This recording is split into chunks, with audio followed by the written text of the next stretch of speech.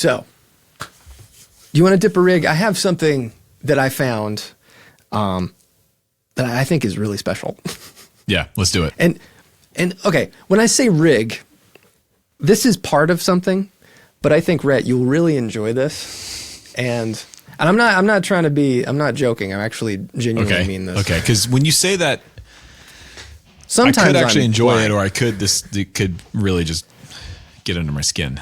So this might get under your skin, but I doubt it. So this, if for the unaware, today at Christies, they shared a Jeff Beck collection. And in that collection is Jeff Beck's entire pedal board that is going up for auction.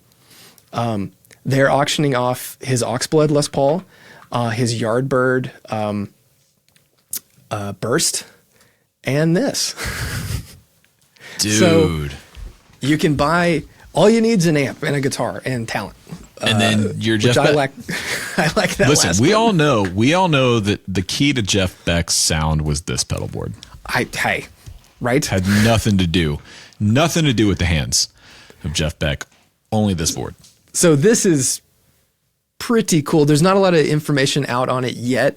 The auction is, I think, just before NAMM, like January 22nd is, I think, when it takes place. And it's, oh my gosh, like some of his early prototype signature strats, a lot of strats, stuff that he put together, the Telegib Telecaster that he and Seymour Duncan put like the prototype JB Jazz in. Insane collection. But this pedal board is pretty rad. This is pretty sick. I'm not entirely sure about the signal flow here.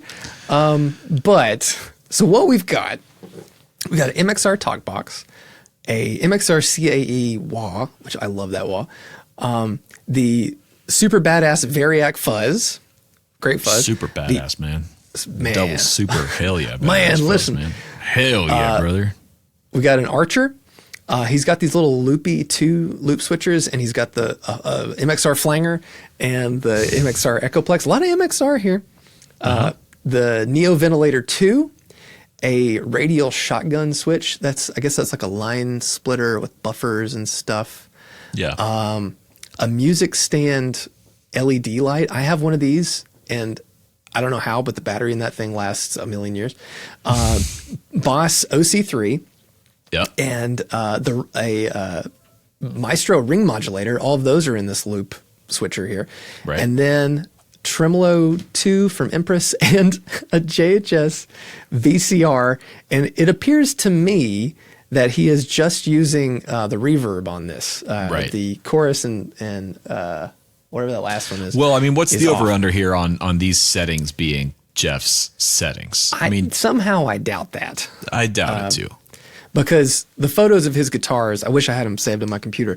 The Oxblood Les Paul looks like it was left in a barn. It is so, it's filthy. It makes my heart hurt looking at that guitar because I covet that guitar. But what about this rig? This is pretty rad. This is so cool. Okay, this is so cool for a few reasons. One, it's Jeff Beck's pedal board. If I went to your house, if you were like, hey man, why don't you come over for dinner? I've got some cool guitar stuff, a bit of a collector. Let me show you something. We're like, walking around your studio after whatever, and you're like, oh yeah, I've got this vintage thing. It's like, oh yeah, cool. I've got this amp. Yeah, nice. This is Jeff Beck's pedal board. I would stop everything, and that would be the coolest thing I had seen. I'd go home and tell everybody I know that you had this rig. So it's cool on that level.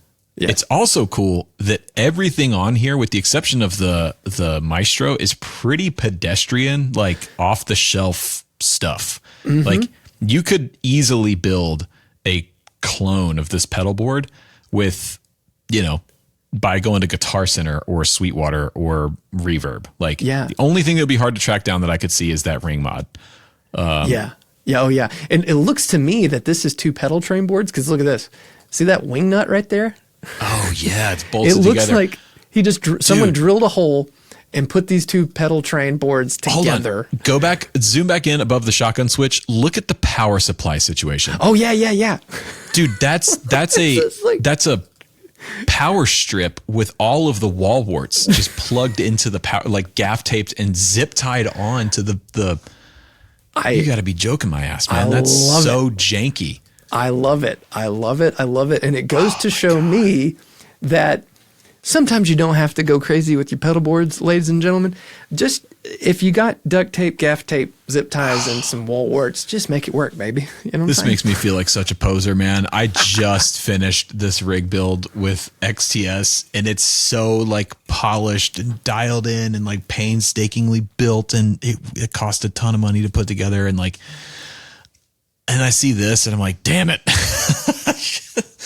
If I was just a better guitar player, you know, I wouldn't need all this shit. This is so cool, man. Yeah, I love it. I think that this, while not a board that, I mean, there's a lot of good stuff on here that I would be really excited to use.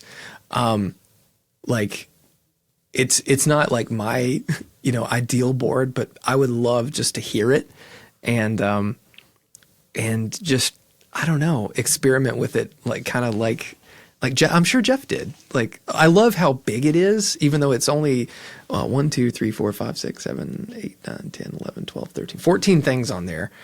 Granted, that Maestro pedal is the size of a small pedal board.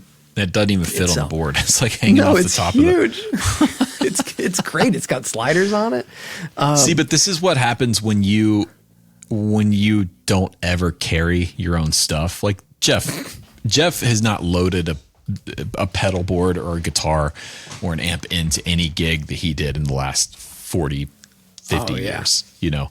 So yeah, you can afford to have 2 pedal train boards bolted together because you're not carrying that stuff. Doesn't matter. I love it. So what would you rate the late great Mr. Jeff Beck's rig? Man, this is so cool. I mean, the funny thing is, like, if someone had just sent this rig in, I would be doing my typical thing of like picking this whole thing apart and just saying like, oh man, you need a real power supply. You got to clean up the wiring. Like, what the hell is the lights doing on there? You know, but this was Jeff Beck's pedal board. I cannot critique a single thing about this rig. I have to give it 10. I've got to give it 10. You just can't critique it. I love everything about it. I love the wiring. I love the LED music stand clip light on it. I love this is probably like reflective or glow in the dark tape along the edge here. Everything about this is cool. I love that it looks like he's got tape on near the foot switches for his the things that he's actually hitting, and everything else is like in the looper here. So it looks like these other pedals are ones, you know, that he's, you know, turning on and off himself, and these other things are always left on with using the loopers. There is a power supply under there. See it under the Echoplex? There's something. Oh yeah, that's a one spot True Tone right there. I know colored connections. So God, it's such a mess. It looks like he built it himself almost. Just like took a bunch of shit and stuck it on there. I mean, dude, if he did, that would be so cool. Yeah. I love it. I bet does that look like the end, like you would plug an IEC in that right there with the orange tape on it? Like maybe just an look extension at the cord Velcro strip holding down whatever that cable is right there. It's just so janky, man. I love it. I love it so much. This is a definite 10. Easy 10. Dude. MXR patch cable right here. Like it's like I didn't even realize until I zoomed in. There's no foot switch on this ring modulator. This must have been just like a desktop thing. Yeah. Well, that's why he's got the looper thing plugged into it. But I've never even seen this. Oh well, I'm sure just someone called Josh. He's probably got 6 of them. I sent this to Josh, and he was like, "I just saw it." So who's going to buy this? Do you think? Oh man, whoever buys it, if you at all watch the show, please send us a clip of it just plugged in. I want to hear it just idling to hear how quiet. You know it's noisy.